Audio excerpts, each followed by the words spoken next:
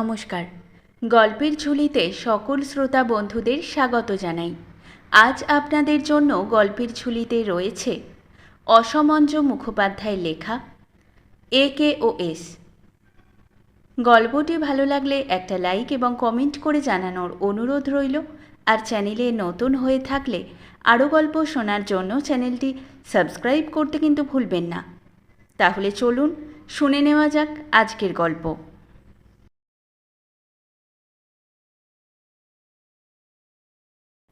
প্রাতঃকাল। শ্রীযুত রজত রায় বারান্দার আরাম কেদারায় উপবিষ্ট। পাশের টিপয়ের উপর এক কাপ গরম চা বাষ্পরাশি উদ্গীরণ করিয়া অনাদরে ঠান্ডা হইয়া যাইতেছিল। হাতে তাহার সেই দিনকার একখানা দৈনিক সংবাদপত্র। চক্ষুর স্থির দৃষ্টি সম্মুখস্থ মেঝের উপর নিবদ্ধ এবং অন্তর অন্তহীন চিন্তায় ভারাক্রান্ত। স্ত্রী চিত্রা ঘরের ভিতর হইতে বাহিরে আসিয়া কহিল, এ কি, চা যে জুড়িয়ে বরফ হয়ে যাচ্ছে, বেহুশ হয়ে কী ভাবছ বলো তো? কাগজওয়ালারা এক কাণ্ড বাঁধিয়ে বসেছে। কিসের? ওই ছায়ার বিয়ের বিজ্ঞাপনটার। করেছে কি জানো, একেবারে ম্যাসাকার করেছে। আমি ওদের বিজ্ঞাপনের বিলের একটি পয়সাও দিচ্ছি নে। হয়েছে কি আগে তাই শুনি। হয়েছে, এই রামের মুন্ডু শ্যামের ধরে আর শ্যামের মুন্ডু রামের ঘাড়ে বসিয়ে দিয়েছে। উহ, ডেভিলি বটে। কেলেঙ্কারি ব্যাপার না ঘটিয়ে আর ছাড়লে না দেখছি। ব্যাপারটা একটু খুলে বলো না ছাই। ঠিকানা ছাপাতে সাংঘাতিক ভুল করে বসেছে, এই দেখো। বলিয়া রজত রায় হাতের কাগজখানা চিত্রার হাতে দিলেন। শ্রীযুত রায়ের একটি পুত্র এবং একটি কন্যা।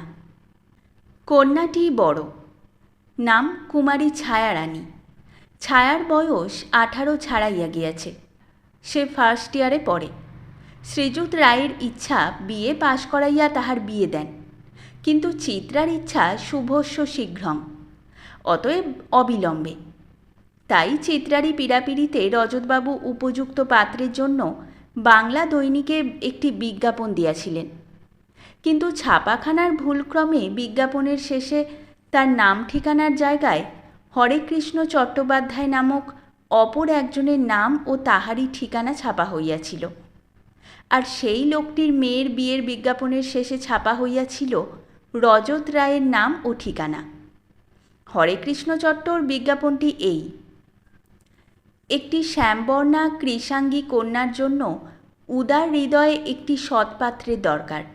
বেরিবেরিতে ভুগিয়া মেয়েটির একটি চক্ষু নষ্ট হইয়া গিয়াছে। পাত্র পছন্দসই হইলে মেয়ের নামে কলিকাতায় একখানি বাড়ি এবং 5,001 টাকা যৌতুক দেওয়া হইবে। চিত্রা বিজ্ঞাপনটি পড়িয়া কাগজখানি স্বামীর হাতে ফিরাইয়া দিল। কহিল, তাহলে আবার বিজ্ঞাপন দাও, আর ওদের ভালো করে বলে এসো যে আর যেন কোনো ভুল না হয়। তার জন্যে একটু মিষ্টি মিষ্টি ওষুধের ব্যবস্থাও করতে হবে। ওরে বেহারি, কবিরাজ মশাইকে একবার ডাকতো। কবিরাজ মশাই অর্থাৎ নিশিকান্ত চক্রবর্তী, বয়স 70-এর কাছাকাছি। এক সময়ে শক্তিশালী পুরুষ ছিলেন। দীর্ঘ সুগঠিত চেহারা। পৌর বয়স পর্যন্ত কবিরাজি ব্যবসায় করতেন। বয়স বেশি হওয়াতে এক্ষণে সেসব ত্যাগ করিয়া রজতবাবুর পোষ্যভুক্ত হইয়া আছেন। এইখানেই খানদান থাকেন, কিছু কিছু নগদ হাত খরচাও পান। আর রজতবাবুর সাংসারিক কাজকর্ম দেখাশোনা করেন। এখানে সেখানে যান, ফাই ফরমাস খাটেন। কবিরাজ মশাই উপরে আসিলে রজতবাবু তাহাকে বিজ্ঞাপনের ভুলের কথা জানাইলেন এবং বলিলেন, খেয়ে দে ওদের আপিসে একবার যাবেন, আর বেশ তুড়ে দু কথা শুনিয়ে দিয়ে আসবেন। কবিরাজ কহিলেন, ওর ব্যবস্থা আমি করব, এখন বিলের টাকা দেওয়া হবে না। আপনি একবার নিচে চলুন, একটি ভদ্রলোক দেখা করতে এসেছেন। রজতবাবু বলিলেন, মিনার্ভা ইন্স্যুরেন্স থেকে একটি লোকের আসবার কথা আছে বটে, চলুন যাই। নিচে আসিতেই ভদ্রলোকটি নমস্কার করিয়া চেয়ার হইতে উঠিয়া দাঁড়াইয়া কহিল, আমি আপনার বাড়ির খুব কাছেই থাকি। বিজ্ঞাপনটা এখনই দেখে এলুম। আমার একটি নাতি অতি চমৎকার ছেলে, আইএ পাশ করে। দেখুন, ও বিজ্ঞাপনটা আমার নয়, ওই কানা মেয়ের বিজ্ঞাপন তো। কাগজওয়ালাদের ভুলে নাম ঠিকানা উলট পালট হয়ে গেছে। আপনি তাই নাকি? ও বিজ্ঞাপন তাহলে আপনার নয়? না, আপনি 30 নম্বর বনমালী স্ট্রিটে যান। যিনি বিজ্ঞাপন দিয়েছেন তার নাম হরেকৃষ্ণ চট্টোপাধ্যায়। ভদ্রলোক নমস্কার করিয়া ঘরের বাহিরে বারান্দা হইতে নিচে না নামিতেই আর এক ভদ্রলোক আসিয়া নমস্কার করিয়া দাঁড়াইলেন। রজতবাবু ব্যস্তভাবে জিজ্ঞাসা করিলেন, কাকে চান? আপনি ওই বিয়ের অ্যাডভার্টাইজমেন্ট দেখে আসছেন না তো? দেখুন, কাগজে অ্যাড্রেস ভুল করে দিয়েছে। আপনি ওই ভদ্রলোকের সঙ্গে যান, 30 বনমালী স্ট্রিট। যান, চলে যান ওর সঙ্গে। ওই যে নেমে যাচ্ছেন, জিনের কোট গায়ে, মাথায় ছাতা। তাড়াতাড়ি বৈঠকখানার দরজা বন্ধ করিয়া রজতবাবু অন্দরে আসিয়া আশ্রয় লইলেন। দুটি অতিথি বিদায় করিলেন। ত্রহস্পর্শের আশঙ্কা ছিল। বেলা বোধ হয় 3টা বা 3:30। বেহারি আসিয়া খবর দিল, 5-6 জন বাবু এসেছেন। রজতবাবুর মাথা ঘুরিয়া উঠিল। একটু ব্যস্তভাবে কহিলেন, কবরেজ মশাই ফেরেনি এখনো? আগে না। অগত্যা রজতবাবু নামিয়া বৈঠকখানায় আসিলেন। একসঙ্গে অনেকগুলি সবিনয় নমস্কার আসিল। আগন্তুকের সংখ্যা 1/2 ডজন। একটি খর্বাকৃতি মোটাসোটা ভদ্রলোক মৃদু হাসিতে হাসিতে আসিয়া সামনের চেয়ারখানি অধিকার করিলেন এবং সেইরূপ সহাস্যমুখে কহিলেন, দেখুন, ভগবান যাকে ব্যাধি দিয়ে অঙ্গহানি করেন তাকে আদর করে টেনে নেওয়াই মনুষ্যত্ব। তাই আপনার বিজ্ঞাপনটা পড়েই। দ্বিতীয় ভদ্রলোকটি দূর হইতে কথার পিঠেই বলিলেন, দেখুন রজতবাবু, আমারও ওই কথা। অবশ্য ওনার সঙ্গে আপনার কথা হয়ে যাক, তারপর আমি আমার ছেলেটির সম্বন্ধে আপনাকে সব নিবেদন করব। দেখবেন, এরকম ছেলে আজকাল আপনি। কি মহৎ আদর্শ, কি উদার। রজতবাবু ভ্যাবাচাকা খাইয়া বলিলেন, দেখুন, আপনারা সব কষ্ট স্বীকার করে এসেছেন বটে, কিন্তু ও মেয়ে আমার নয়। কাগজওয়ালাদের ভুলে নাম ঠিকানা ওলট পালট হয়ে গেছে, সুতরাং। বলেন কি, ঠিকানারই ওলট পালট? আগে হ্যাঁ, ওই মেয়ের ঠিকানা 30 নম্বর বনমালী স্ট্রিট। আপনারা দয়া করে সেখানে যান।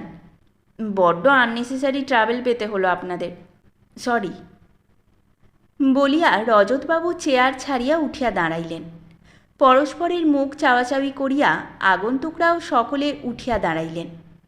একজন জিজ্ঞাসা করিলেন, বনমালী স্ট্রিটটা কোথায় বলতে পারেন দয়া করে? শ্যামবাজার কি বেহারার ওইদিকে হবে বোধ হয়, আমি ঠিক জানি নে। সকলেই মনক্ষুণ্ণ হইয়া বাহিরে আসিলেন। বিদায়ী নমস্কারের পালাটি উৎসাহবিহনে বন্ধ রহিয়া গেল। পরের দিন প্রাতঃকাল, পূর্বদিনের সেই দ্বিতলের বারান্দা, সেই আরামকেদারা, সেই টিপয় এবং তদুপরি সেই চায়ের কাপ। প্রভেদের মধ্যে গরম চা আজ আর শুধু শুধু ঠান্ডা হইয়া যায় নাই। আজ রজতবাবু নিঃশেষে তাহা পান করিয়া সিগারেটের ধূমপান করিতেছিলেন। সম্মুখে রেলিংয়ের উপর ভর দিয়া দাঁড়াইয়া কবিরাজ মহাশয়। রজতবাবু কহিলেন, দেখুন, আমি বেরিয়ে যাচ্ছি। আজকে ওই ননসেন্স বিজ্ঞাপনটার জন্যে কেউ কেউ হয়তো এসে জ্বালাতন করতে পারে। থাকুন আপনি বাড়িতে। পারেন তো আপনার সপ্ততিক্ত কষায় সকলকে একটু একটু খাইয়ে পরিপুষ্ট করবেন। আচ্ছা বদারেশন, যা হোক। মিনিট 15 পরে রজতবাবু সদর দরজা খুলিয়া বাহিরে আসিতেই দেখিলেন, 2টি ভদ্রলোক দরজার ধারে দাঁড়াইয়া কি ভাবিতেছেন। তাহাকে দেখিয়া একজন কহিলেন, রজত রায়ের বাড়ি কি এটা? তিনি বাড়ি নেই, এই এনার সঙ্গে কথা বলুন। বলিয়া পিছনের কবিরাজ মশাইকে দেখাইয়া দিয়াই দ্রুতপদে রজতবাবুর অন্তর্ধান। বেলা প্রায় 12:30টার সময় বাড়ি ফিরিলে চিত্রা কহিল, আচ্ছা বিজ্ঞাপন দিয়েছিলে, যা হোক। কত লোকই যে এসেছিল, আবার তারা সব বিকেলে আসবে বলে শাসিয়ে গেছে। চমকাইয়া উঠিয়া রজতবাবু কহিলেন, বিকেলে আবার আসবে বলে গেছে? কবিরাজ মশাই, কবিরাজ মশাই, কী ব্যাপার বলুন তো? অনেক লোক নাকি এসেছিল? আগে তা হবে বই কি, 20-25 জন তো হবেই। আবার নাকি সব আসবে বলে গেছে। কি সর্বনাশ! না না, আমি সব বুঝে বলে দিয়েছি, আর তারা আসবে কেন? তারা যদিও আর আসিল না বটে, কিন্তু বিকালের দিকে অফিস আদালত বন্ধ হইবার পর, অর্থাৎ সন্ধ্যার আগে দলে দলে লোক আসিয়া রজতবাবুর বাড়ির সম্মুখে ভিড় জমাইয়া ফেলিল। আষাঢ় মাসও নয়, রথতলাও নয়, তথাপি যেন রথের ভিড় জমিয়া গেল। রজতবাবু প্রমাদ গণিলেন। তাড়াতাড়ি কবিরাজকে ডাকিয়া বলিলেন, শিগগির থানায় যান, পুলিশের হেল্প না নিলে এ সংকটে পরিত্রাণ পাওয়া যাবে না। কবিরাজ মশাই অগত্যা থানায় ছুটিলেন। থানার ইনচার্জ কহিলেন, দেখুন, এর আমরা কি করতে পারি? চুরি নয়, ডাকাতি নয়, খুন খারাপিও নয়, বুঝছেন না? ঠিকানার ভুলে একটা, যাকে বলে কমেডি অফ এরার্স। সুতরাং এ অবস্থায় কবিরাজ মশাই ফিরিয়া আসিলেন এবং অতি কষ্টে ভিড় ঠেলিয়া বাড়ি ঢুকিলেন। তারপর কবিরাজ মশাই এবং রজতবাবু উভয়ে মিলিয়া বহু কষ্টে, বহু চেষ্টায় এবং বহু পরিশ্রমে সমাগত ভদ্রলোকগণকে প্রকৃত ব্যাপারটা বুঝাইয়া দিলেন এবং কানা মেয়ের কন্যা কর্তার নাম ধাম দিয়া হাঁপ ছাড়িয়া ভিতরে আসিলেন। উদ্বেগ ও পরিশ্রমে রজতবাবু ঘামিয়া গিয়াছিলেন। হাঁপাইতে হাঁপাইতে কহিলেন, কালই এবারই ত্যাগ করতে হবে, নইলে ক্রমেই ভয়ানক ব্যাপার দাঁড়াচ্ছে। শেষে হয়তো হার্ট ফেল হয়ে মরতে হবে। দিন কতকের জন্যে এবারই না ছাড়লে আর উপায় নেই, ছাড়তেই হবে। তখনই রজতবাবু ছড়ি গাছটা হাতে করিয়া বাহির হইয়া পড়িলেন এবং ঘণ্টা 2 পরে ফিরিয়া আসিয়া কহিলেন, ও পাড়ায় পাকরাশিদের বাড়িখানা ঠিক করে এলুম। কাল ভোরেই বাড়িতে তালা বন্ধ করে ওইখানে গিয়ে দিন কতক আশ্রয় নিতে হবে। চিত্রা কহিল, বাড়ি ছেড়ে যাবে? কি যে বলো! তাছাড়া আর অন্য রেমেডি নেই। এ বদারেশন থেকে উদ্ধার পেতে হলে দিন কতকের জন্য এ বাড়ি ছাড়তেই হবে। ওহ, কাগজওয়ালাদের নামে আমি নালিশ করব, ঠিকই নালিশ করব। বাড়ি ফেলে পালাতে হবে? শিওরলি। জিনিসপত্র যা আছে সব এমনই থাকবে। রান্নার সরঞ্জাম আর কাপড় চোপড় নিয়ে শুধু আমরা চলে যাব। কবিরাজ আর রূপনারায়ণ বাড়ি চৌকি দেবে। কতদিন থাকবে? 1 মাস তো বটেই। এই 1 মাসের ভাড়া টানতে হবে তো। 1 মাসের হলে তো বাঁচতুম। পাকরাশিটা ঝোপ বুঝে কোপ মারলে, বলে 3 মাসের ভাড়া অ্যাডভান্স না করলে দেব না। Can't help. কি করা যায়? তাই দিয়ে এলুম, অর্থাৎ 360, যার মানে 180 টাকা। পরদিন প্রত্যুষেই রজতবাবু সপরিবারে পাকরাশির বাড়িতে উঠিয়া গেলেন। কথায় আছে, বরাত মন্দ হলে ভাজা মাছটাও পাত থেকে পালিয়ে যায়। রজতবাবুর তাহাই হইল।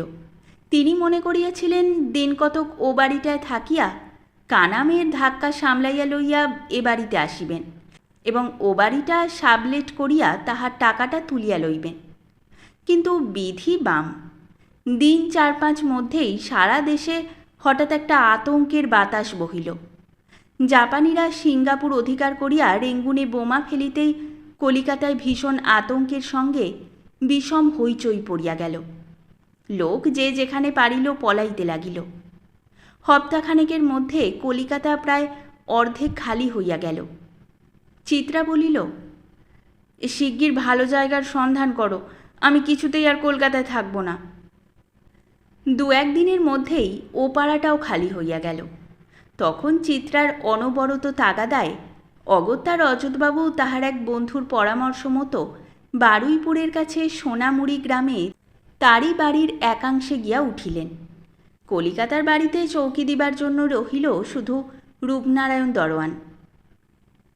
পল্লী গ্রাম, চারিদিকেই মুক্ত প্রকৃতির মনোমুগ্ধকর শোভার বিকাশ। প্রথম 2-1 মাস রজতবাবুর মনের প্রফুল্লতায় দিন কাটিতে লাগিল। তারপর ক্রমেই একঘেয়ে ভাব বোধ করিতে লাগিলেন। কিন্তু কলিকাতায় ফিরিবার উপায় নাই। কাগজে কাগজে ঘোষণা পাঠ করিলেন, যাহাদের থাকিবার আবশ্যক নাই তাহারা যেন কলিকাতায় না থাকে। সুতরাং অনিচ্ছা সত্ত্বেও রজতবাবুকে সোনামুড়ি থাকিতে হইল। চিত্রাকে কহিলেন, ভিলেজ লাইফ মন্দ নয়, কিন্তু বেশি দিন থাকা টিডিয়াস। আচ্ছা, তোমার মনোটোনাস লাগছে না? চিত্রা কহিল, কি ছাই তুমি বলো, ভালো করে বুঝতে পারিনি। জানো যে আমি মোটে ইংরেজি জানি নে, তবু বাংলা বলতে বলতে তার সঙ্গে লম্বা লম্বা ইংরেজি বুক নি ছাড়বে।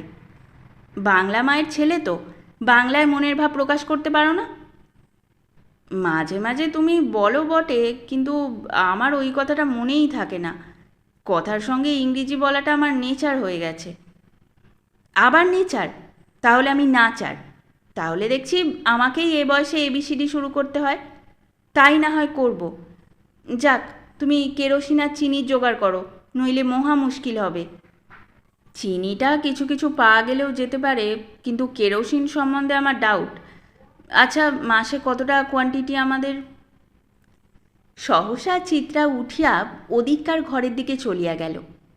রজতবাবু বাহিরের দিকে চাহিয়া নীরবে বসিয়া রহিলেন।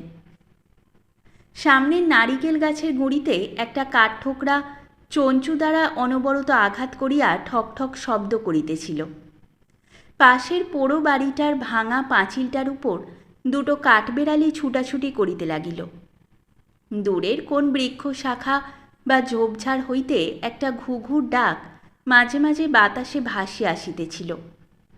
ভট্টাচার্যদের পেয়ারা গাছে দুটো ছেলে উঠিয়াছে, আর নিচে একদল ছেলে ঊর্ধ্ব দৃষ্টিতে গাছের পানে চাহিয়া থাকিয়া কলরব জুড়িয়া দিয়াছে।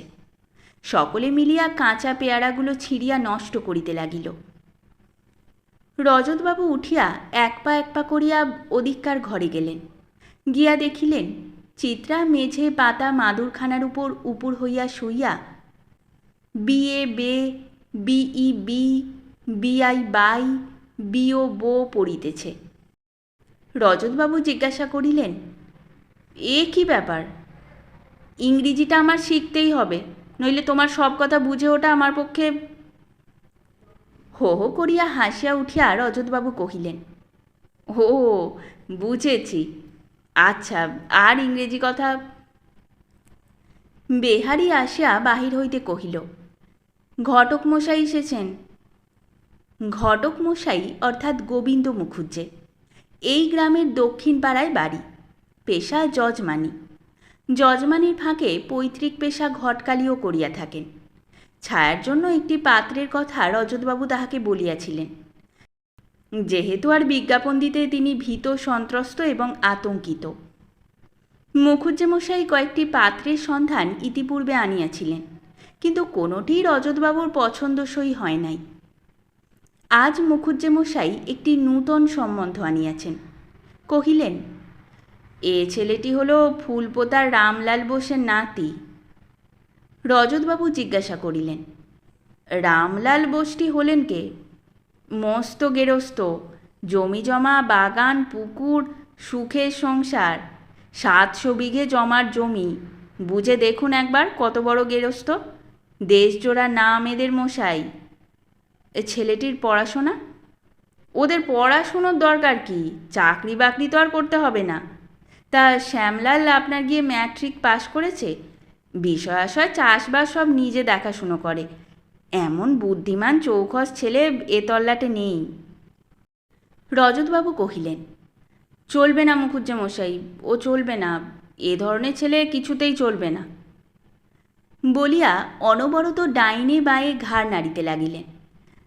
তাতে আবার ম্যাট্রিক পাস, বিএমএ হলেও না হয় ধেনো গেরস্ত ঘর আর কি। নামের বাহারেই বোঝা গেছে। রামলালের নাতি শ্যামলাল, বাবার নাম বোধহয় যদুলাল। বলিয়া রজতবাবু হো হো করিয়া হাসিয়া উঠিলেন। মুখুজ্জে মশাই আর উচ্চবাচ্য করিলেন না, নীরবে বসিয়া রহিলেন এবং কিছু পরে ধীরে ধীরে উঠিয়া সরিয়া পড়িলেন। সন্ধ্যার পর চিত্রা কহিল, কোথায় যে তোমার পছন্দ হবে জানি না। তা বলে রামলালের নাতি শ্যামলালকে কিছুতেই পছন্দ করতে পারা যায় না। সেকেলে প্যাটার্ন আর কি। কি ভাগ্যিস ছিষ্টিধরের নাতি হলধর নয়। দেখো, নাম নিয়ে তুমি এরকম করো কেন বলো তো? উফ, আমার নাম নিয়ে কী কাণ্ডটাই না করেছিলে। বাপ মায়ের দেওয়া চিরকালের নাম ছিল মহামায়া, তাকে কি না করলে চিত্রা। কিন্তু আমি যা ছিলুম তাই আছি। গোলাপের গোলাপ নাম না হয়ে যদি ভেরেঙ্গা নাম হতো তাহলে কি তার আদর কমতো? আর তাছাড়া জমি জমা আছে, পুকুর বাগান আছে, নাম করা গেরস্ত, এ তো ভালো পাত্র। তুমি তো সবই বোঝো, চুপ করো। সুতরাং চিত্রা এ সম্বন্ধে আর কোনো কথা বলিল না, চুপ করিয়াই রহিল। ফুলপোতা সোনামুড়ি হইতে 2-3 ক্রোশ দক্ষিণে, জয়নগরের সন্নিকটে। ফুলপোতার বসু বংশ এ অঞ্চলে বিশেষ বিখ্যাত। তালুক মুলুক না থাকিলেও জমি জমা, বাগান, পুকুর, জলকর ইহাদের যা আছে তাহাতে হিসাব মতো চলিলে চিরকাল সুখে স্বচ্ছন্দে সংসার নির্বাহ হইবার পক্ষে যথেষ্ট। বাড়িতে 12 মাসে 13 পার্বণ ছাড়া অতিথি সেবা ও গৃহদেবতার নিত্য পূজা তো আছেই। বর্তমানে শ্যামলাল ও মিহিরলাল এ বংশের বংশধর। শ্যামলাল বড়, মিহিরলাল ছোট। শ্যামলালের বয়স এখন 26, মিহিরের 17। মিহির কলিকাতায় মাতুলের বাড়িতে থাকিয়া পড়ে, এইবার ম্যাট্রিক দিয়াছে। শ্যামলাল বৎসরের বেশিরভাগ সময়ই জননীকে লইয়া দেশে থাকে। মধ্যে মধ্যে মামার বাড়ি গিয়া মিহিরকে দেখিয়া শুনিয়া আসে। মামা সত্যবাবু আলিপুর জজকোর্টের একজন পশারোলা উকিল, কিন্তু বয়স তাহার 32, অর্থাৎ শ্যামলালের অপেক্ষা কয়েক বৎসরের বড় মাত্র। শ্যামলাল সত্যবাবুকে পিতার মতো ভক্তি করে, অথচ তাহার সহিত লঘু হাস্য পরিহাস করতেও অভ্যস্ত। কিন্তু সে রহস্য পরিহাসের মধ্যে কোনো অভদ্রতা বা আবিলতা থাকে না। সত্যবাবুও খুব পরিহাস রসিক। ভাগিনার সহিত একদিকে তিনি পুত্রের মতো, অপরদিকে বয়স্যের মতো ব্যবহার করেন। মুখুজ্জে মশাই রজতবাবুর কাছে শ্যামলালের পরিচয় দিতে গিয়া যে বলিয়াছিলেন, অমন বুদ্ধিমান ও চৌখস ছেলে এ তল্লাটে নেই, কথাটা খুবই সত্য। Shyamlal matric pass. পিতা জীবিত থাকিলে এবং সংসার তদারকের ভার তাহার উপর না পড়িলে হয়তো সে গ্র্যাজুয়েট হইতে পারিত, কিন্তু তাহা না হইলেও গ্র্যাজুয়েটের মতোই তাহার জ্ঞান ও বুদ্ধি। বাড়িতে সে অনেক পড়িয়াছে, সংসার বুদ্ধি তাহার যথেষ্ট, অথচ সে অত্যন্ত চালাক চতুর। এক হিসাবে লোকে যাকে ডান পিটে বলে, শ্যামলালকে সে আখ্যাও দেওয়া যাইতে পারে।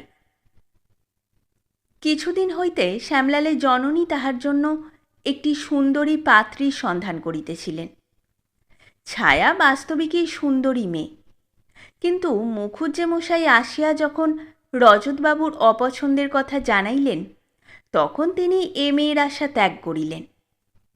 মুখুজ্জে মশাই শুধু যে রজতবাবুর অপছন্দের কথাই জানাইলেন তাহা নয়, এই অপছন্দ সূত্রে তিনি পাত্র সম্বন্ধে যে বিদ্রূপাত্মক মন্তব্য করিয়াছিলেন তাহাও হুবহু জানাইলেন।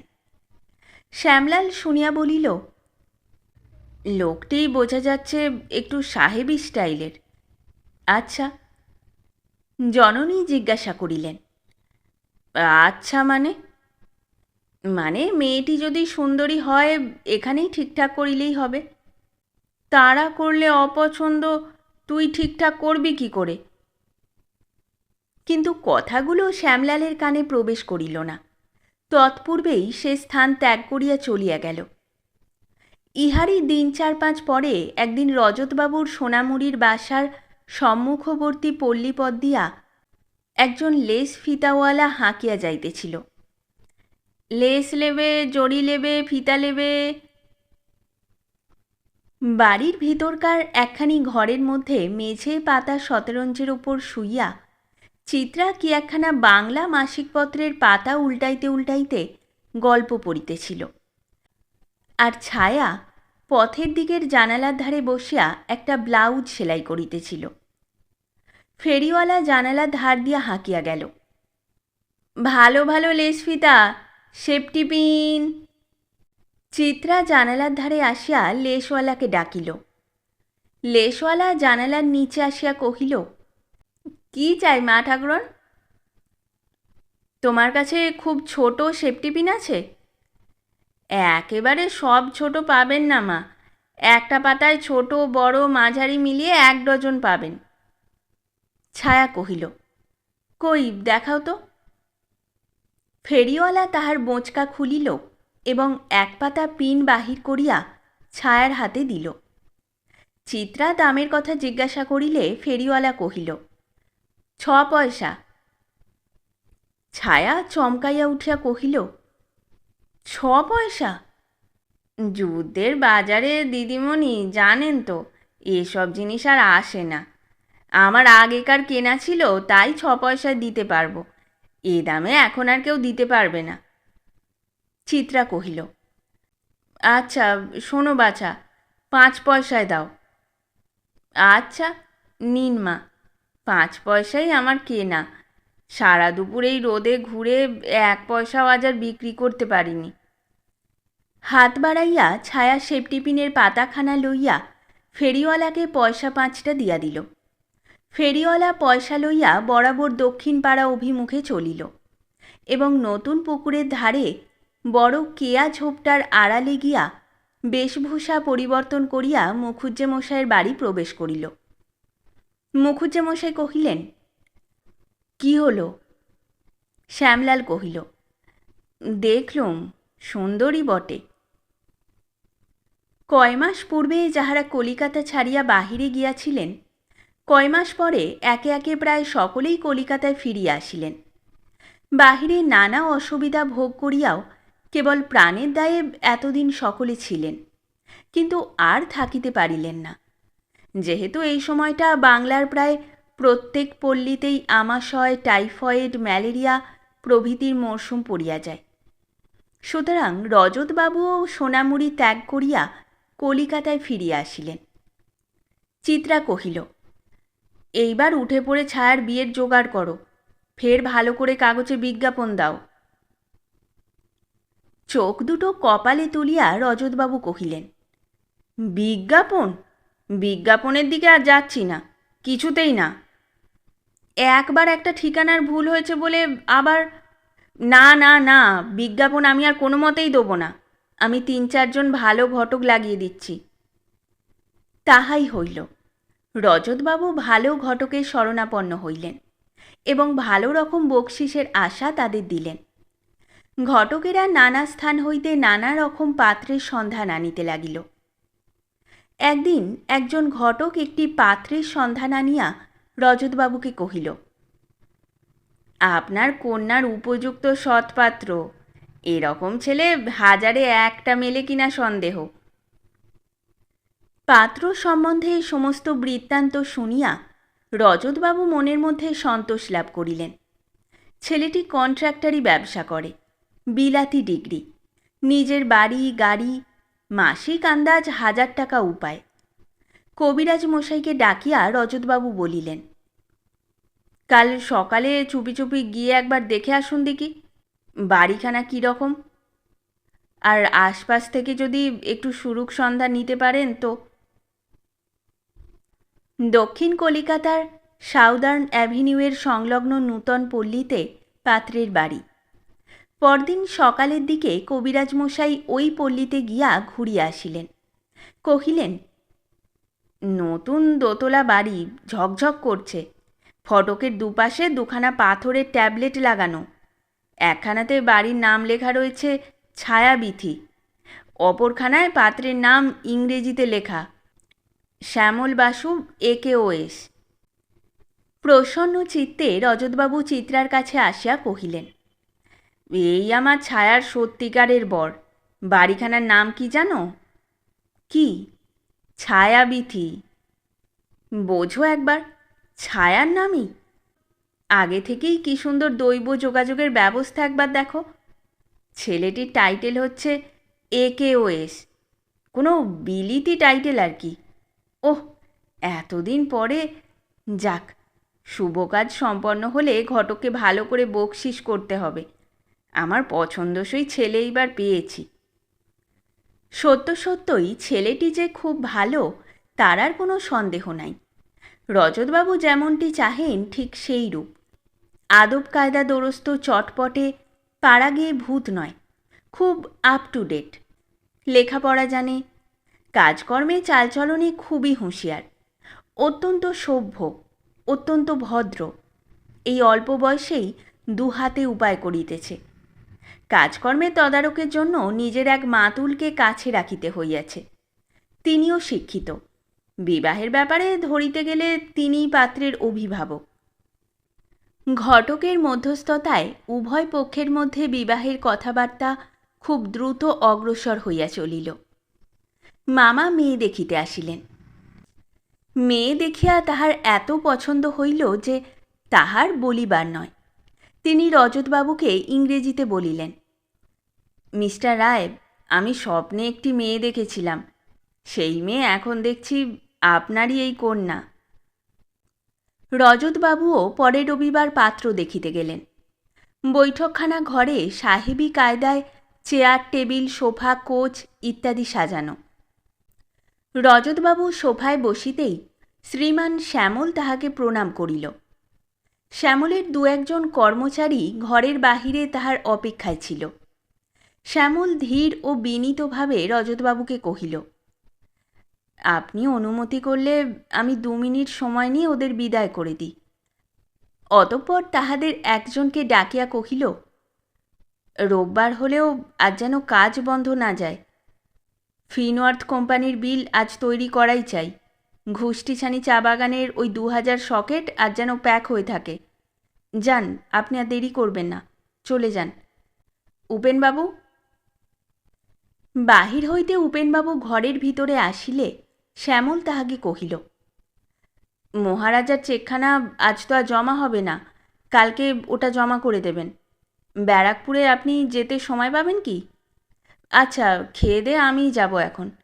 সাফারের তো জ্বর, আমি না হয় ভাড়াটে ট্যাক্সি করেই যাব এখন। উপেনবাবু নমস্কার করিয়া বাহির হইয়া গেল। শ্যামল উঠিয়া গিয়া ফোনটা ধরিল। Park 2151 please. হ্যালো, আমি শ্যামল। না না, মোটেই তা নয়। সবই আমি জানি, সত্যই বলছি, মহারাজার কাজটার জন্য খুব ব্যস্ত আছি। আচ্ছা আচ্ছা, 1015 টাকা না হয় আমি দেবো এখন। আচ্ছা, নমস্কার। অতঃপর পাত্র দেখিয়া এবং পাত্রের সহিত আলাপ আলোচনা করিয়া প্রসন্ন মনে রজতবাবু গৃহে ফিরিলেন। চিত্রাকে কহিলেন, পাকা দেখার বন্দোবস্ত করে এলুম, বেশি আর দেরি করা নয়। 26-এ ভালো দিন আছে, ওই দিনেই কি বলো? বেহারি আসিয়া খবর দিল একটি ভদ্রলোক এসেছেন। রজতবাবু নিচে নামিয়া ভদ্রলোকটিকে নমস্কার করিয়া কহিলেন, আপনি কোত্থেকে আসছেন? আজ্ঞা, বাড়ি আমার ফরিদপুর।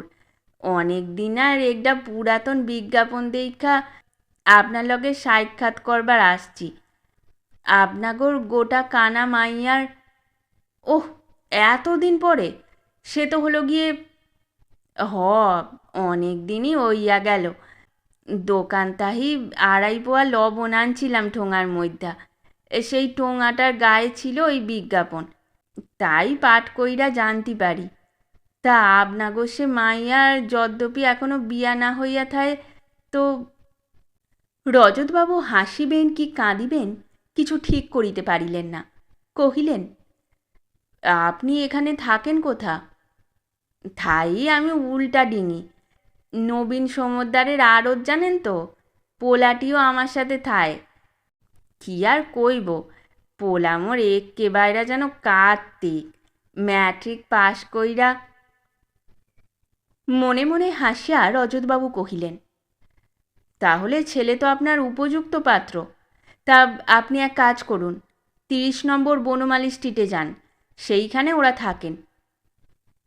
বলিয়া ব্যাপারটা তাহাকে বুঝাইয়া দিলেন এবং তাহার সহিত আর বেশি বকাবকি না করিয়া একটা ছোট নমস্কার জানাইয়া ভিতরে চলিয়া আসিলেন। এদিকে সব ঠিকঠাক হইয়া গিয়াছে। উভয় পক্ষের দেনা পাওনার কথা, পাকা দেখা ইত্যাদি কিছুই আর বাকি নাই। আগামী 26 তারিখে বিবাহ। উভয় বাড়িতেই ধুমধাম লাগিয়া গিয়াছে। বরপক্ষ নগদ সম্বন্ধে কিছুই পীড়াপিড়ি করেন নাই। কন্যাপক্ষের অভিরুচির ওপর নির্ভর করিয়াছেন।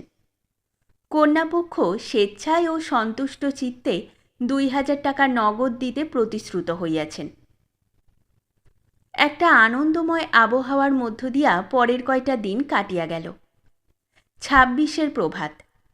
মামা কহিলেন, হ্যাঁ রে শ্যামা, নতুন বাড়িখানা আমার ভেঙে চুরে তো তছনছ করলি, তা ওই 2000 টাকা যা পাবি আমায় দিবি, বুঝলি? কি তছনছটা করলুম মামা?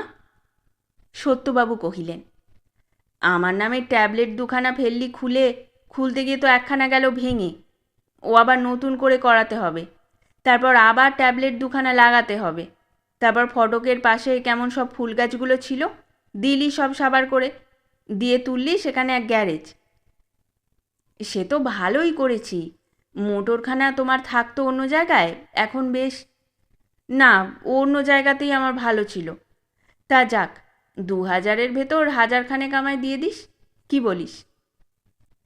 হাসিতে হাসিতে শ্যামলাল কহিল, ভাগ্নের টাকা যদি নিতে পারো নিও, আমার কোনো আপত্তি নেই। আপত্তি আমারও নেই, জন জামাই ভাগনা 3 নয় আপনা, সুতরাং পরের টাকা নেওয়ায় কোনো দোষ নেই। তারপর এমন সময় মিহির আসিয়া সত্যবাবুকে কহিল, মা তোমাকে ডাকছেন মামা। সুতরাং সত্যবাবুর কথা তারপর আর শেষ হইতে পাইল না, উঠিয়া ভিতরে গেলেন। তারপর এর জের টানিয়া এ ঘটনারও বিশেষ আর কিছু বলিবার নাই।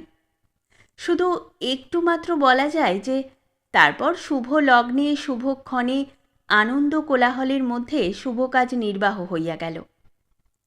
বিবাহ হইয়া গেলে বরকন্যা বাসর ঘরে আসিল।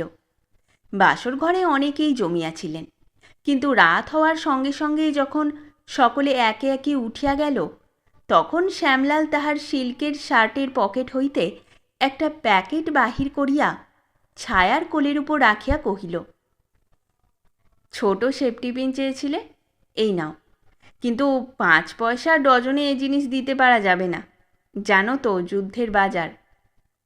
ছায়া কিছু বুঝিতে না পারিয়া ঘোমটাটা আরও খানিক টানিয়া দিয়া আকাশ পাতাল ভাবিতে লাগিল। 5-7 দিন পরে শ্বশুর জামাই মুখোমুখি বসিয়া, হ্যাঁ বাবা, নামটা তোমার গোপন করেছিলে কেন? আগে গোপন করিনি, একজন জ্যোতিষী বলেছিলেন 2টো ল পরপর থাকা ভালো নয়, তাই মাঝের লটা তুলে দিয়েছিল। ঠাকুরদার রাস নামটাই তখন মনে পড়ল, তাই বলেছিলাম ভবানী বোস। দেশের নাম যখন জিজ্ঞাসা করেছিলুম, ফুলপোতা না বলে জয়নগর বলেছিলে কেন? ফুলপোতা ছোট গ্রাম, ফুলপোতা বললে তো কেউ বুঝবে না। আমাদের ও অঞ্চলের সব গাঁয়েরই ডাক হলো জয়নগর, তাই। আর AKOSটা? ওটা হলো all kinds of order supplier.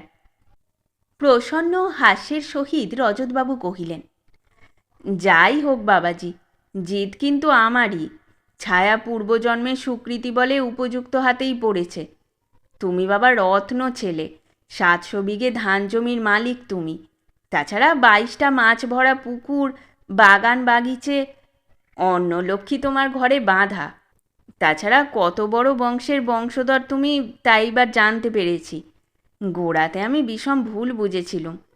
আমার পরম ভাগ্য যে তোমার মতো সব দিক দিয়ে ভালো ছেলের হাতে আমি মেয়ে দিতে পারলুম। আশীর্বাদ করি বাবা, দুজনে তোমরা চিরসুখী হও। হেঁট হইয়া শ্যামলাল রজতবাবুর পায়ের ধুলা লইয়া মাথায় দিল।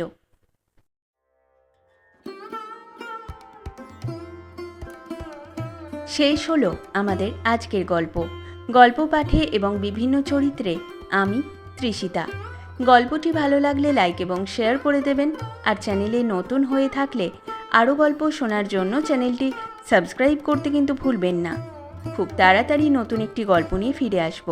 সকলে ভালো থাকুন, শুনতে থাকুন গল্পের ঝুলি।